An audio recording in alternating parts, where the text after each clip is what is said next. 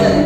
Tapi dari sini kita akan mempelajari apa itu pemikiran Ki Hajar Dewantara, atau menggali lebih jelas pemikiran Ki Hajar Dewantara tentang pendidikan.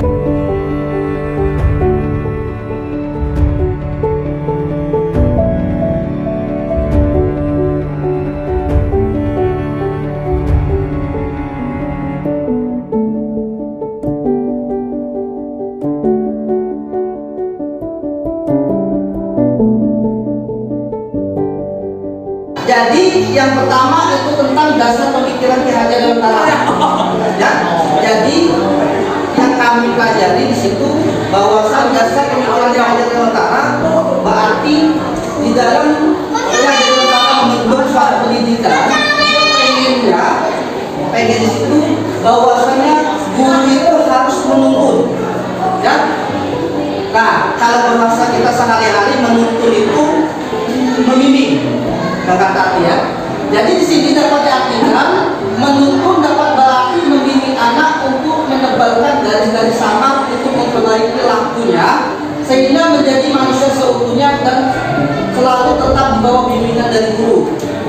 Kan selama ini kita berpikir bahwasan siswa itu adalah atau anak itu adalah kertas yang polos.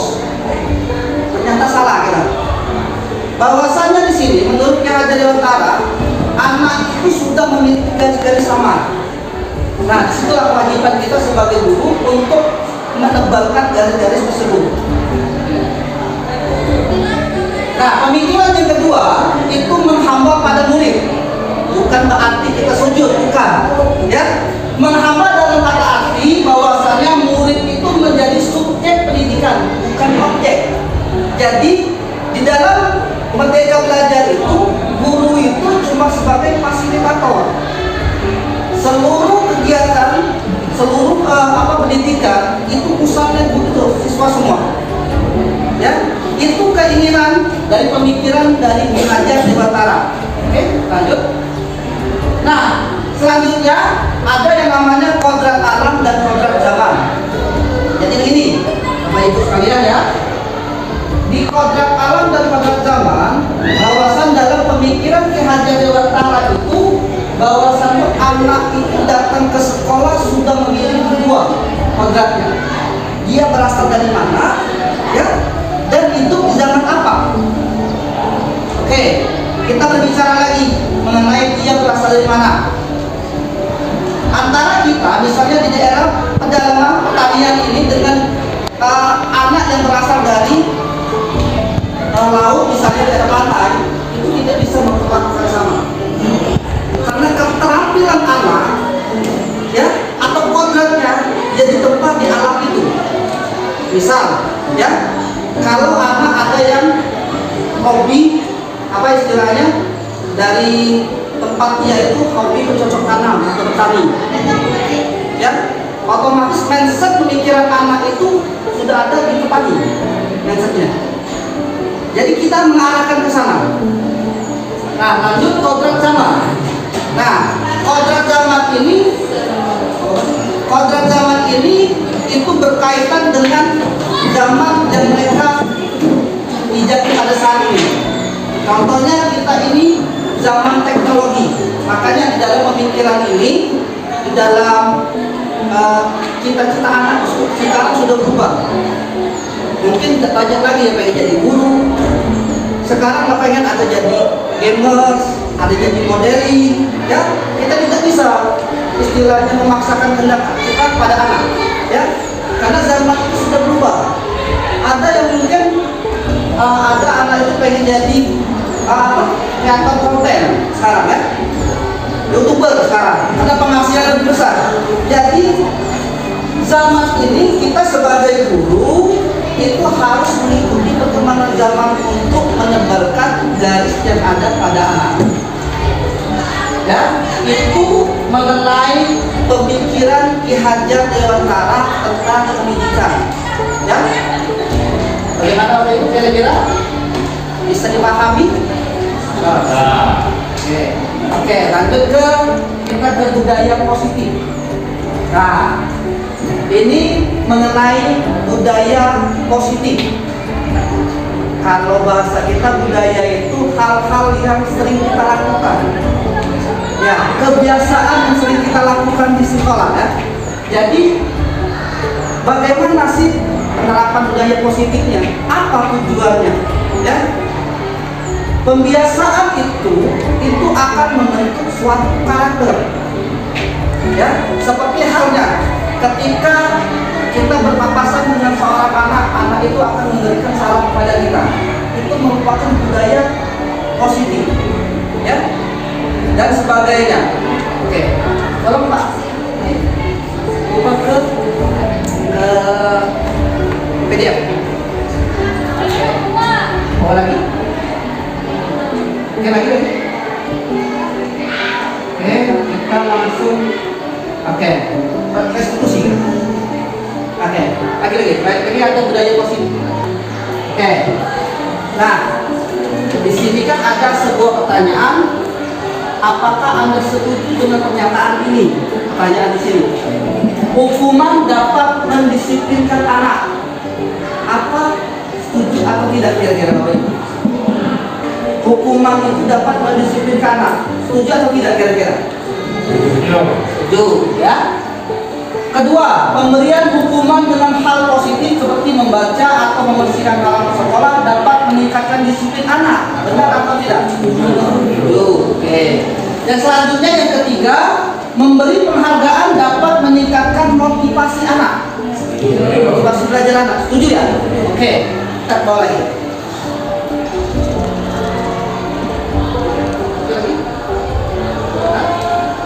Lagi, ya. Bawa lagi. Oke, kita kembali lagi ke disiplin positif. Nah, disiplin positif ini kita itu dituntut untuk menerapkan hal-hal yang positif. Nah, ini ada sebuah ilustrasi. Nah, kita ungkapkan kepada seorang anak. Ya, ilustrasi itu di situ kan ada A dan B, Anda dan teman Anda. Kan di situ sobeklah secari kertas kecil, tuliskan benda atau sesuatu yang sangat berharga.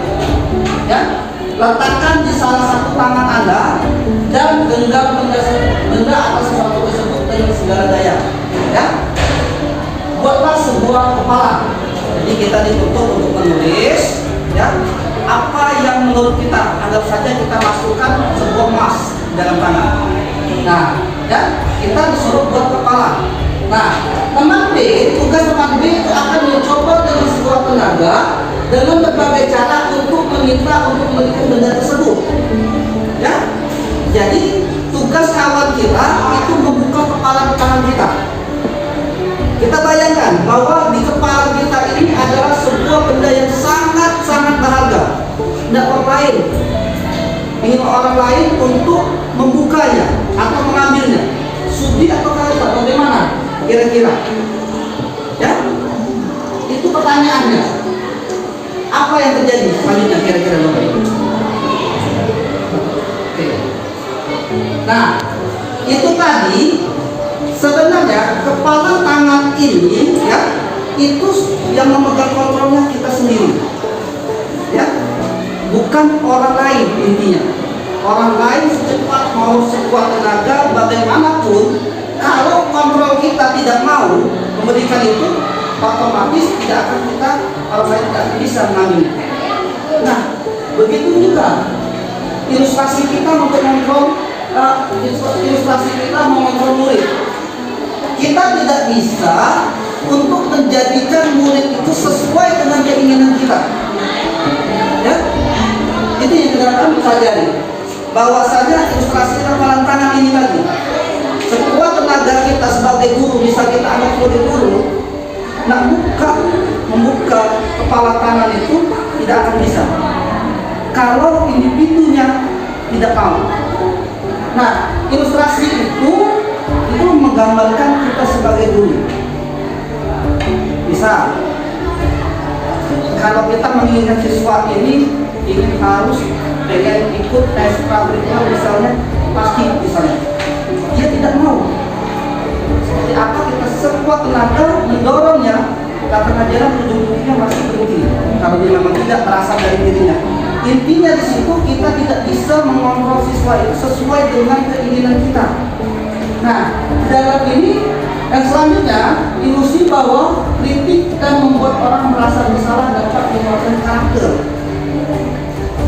Jadi, ya, di sini bahwasannya masukan, saran atau kritik yang berasal dari orang lain itu bisa membangun. Ya. Selanjutnya, ilusi bahwa semua penguatan positif, efektif dan bermanfaat. Makanya tadi judulnya budaya positif. Nah, yang dipelajari di situ mengenai tentang penguatan positif, efektif dan bermanfaat bahwasannya. Jadi kita sebagai guru itu keinginannya dituntut untuk menerapkan sebuah budaya yang positif di lingkungan sekolah. Itu ya. Contohnya tadi ya, pembiasaan baik. Misalkan mulai pelajaran kita dengan doa ya, terus dan sebagainya. Oke, yang terakhir ilusi bahwa orang dewasa memiliki hak untuk memaksa. Ya, kita cuma bisa kategori itu menginginkan atau mengarahkan dengan cara memaksa, tetapi itu semua kembali kepada individu tersebut.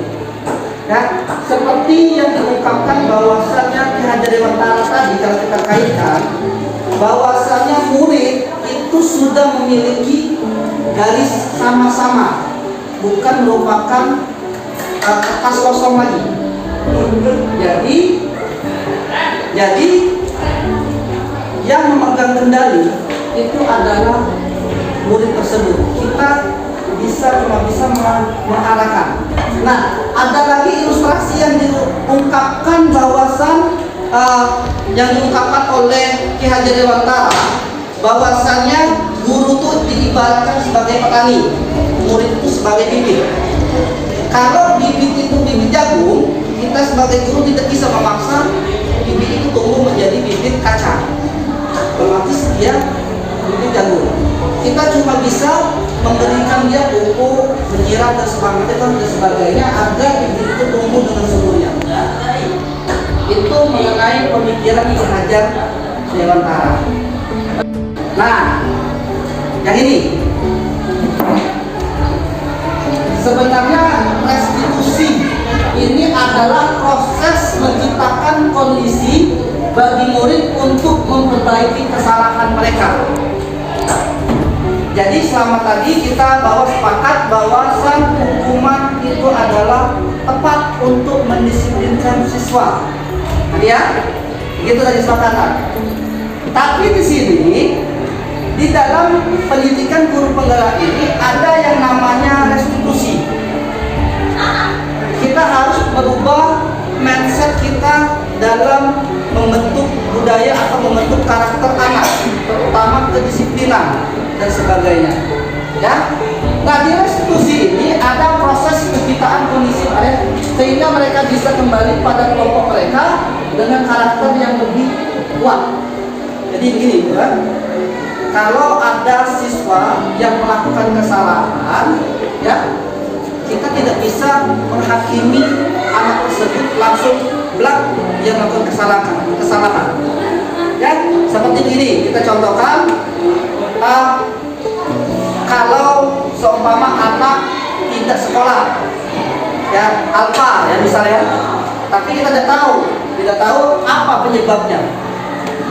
Ya, jadi kita harus untuk menggali lebih dalam dulu apa penyebabnya, bagaimana cara memperbaikinya, ya dan sebagainya. Itu restitusi. Coba saya ada contoh untuk kegiatan ini. Ada 5 posisi kontrol sebagai guru untuk membentuk karakter anak. 5 posisi kontrol itu adalah: 1. Posisi penghukum. 2. Posisi pembuat merasa bersalah. 3. Posisi teman. 4. Posisi pemantau atau monitor. Dan 5. Posisi manajer.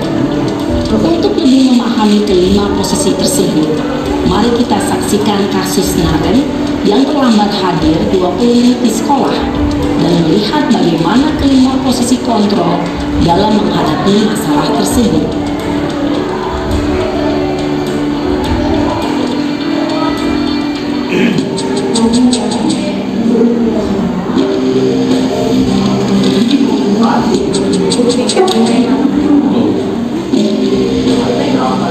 Naren, sini kamu. Selamat pagi, Bu. Selalu terlambat. Kamu deh, pasti terlambat. Maaf, Bu. Saya Apa? Apa coba? Alasan kamu apa lagi? Kapan sih kamu tidak terlambat? Malas sekali ya kamu jadi anak. saya Dasar pemalas. Gak kapok-kapok sih kamu. Sudah berapa kali terlambat? Sana, kamu keliling lapangan basket 2 kali. kenapa saya harus keliling lapangan basket, Bu? Kenapa? Kamu melawan ibu? Berani-beraninya jawab. Sudah terlambat, masih berani jawab enggak? Sekarang, keliling lapangan basket 5 kali sekalian. Biar kapok. Cepat. Pergi sana ke lapangan basket. Keyakinan sekolah yang mana yang perlu kamu tingkatkan? Menghargai diri sendiri dan orang lain mungkin ya, Bu. Setuju. Jadi, apakah Naren meyakini prinsip saling menghormati tersebut? Iya, Bu. Saya meyakininya. Apakah Naren bersedia memperbaiki masalah keterlambatan ini? Bersedia, Bu. Bagaimana kamu akan perbaiki masalah keterlambatan ini? Saya akan coba untuk tidak lupa menyetel alarm saya, Bu. Baik, kalau Naren lupa menyetel alarm di rumah, ada orang yang kira-kira bisa bantu mengingatkan tidak? Ada, Bu. Kakak saya, Kak Emma. Ada lagi selain Kak Emma? Selain Kak Emma, ada ibu saya. Baik, jadi yang mengingatkan Naren adalah Kak Emma dan ibu kamu ya? Kira-kira akan mulai start alarm kapan nih Naren? Setelah pulang sekolah, akan segera saya lakukan. Baik, jadi Naren akan setel alarm untuk bangun besok pagi dan akan diingatkan oleh kakak dan ibunda Naren ya. Ada lagi yang mungkin perlu dilakukan Naren agar tidak terlambat bangun lagi? Tidak ada, Bu. Baik Naren, terima kasih untuk kerjasama kamu. Sekarang kamu perlu kembali ke kelas untuk belajar. Baik, Bu. Terima kasih. Assalamualaikum warahmatullahi wabarakatuh. Saya Marta Dinata, wakil kurikulum dari SMA Negeri 2 Sungai Teruk. Jadi setelah saya mendengarkan dan mengikuti sosialisasi tentang budaya positif tadi yang dilakukan oleh guru penggerak Bapak Awaludin SPD, saya merasa lebih termotivasi dan bersemangat dalam membimbing siswa sehingga nanti terbentuklah karakter murid yang bertanggung jawab, kemudian disiplin, sikap menghargai orang lain dan sebagainya. Kemudian juga mengenai restitusi tadi juga saya juga bersemangat bagaimana nantinya untuk penyelesaian masalah yang terjadi itu dengan segitiga restitusi. Mungkin itu saja yang bisa saya tanggapi dari sosialisasi yang diberikan oleh Bapak Awaludin SPD. Saya akhiri. Wassalamualaikum warahmatullahi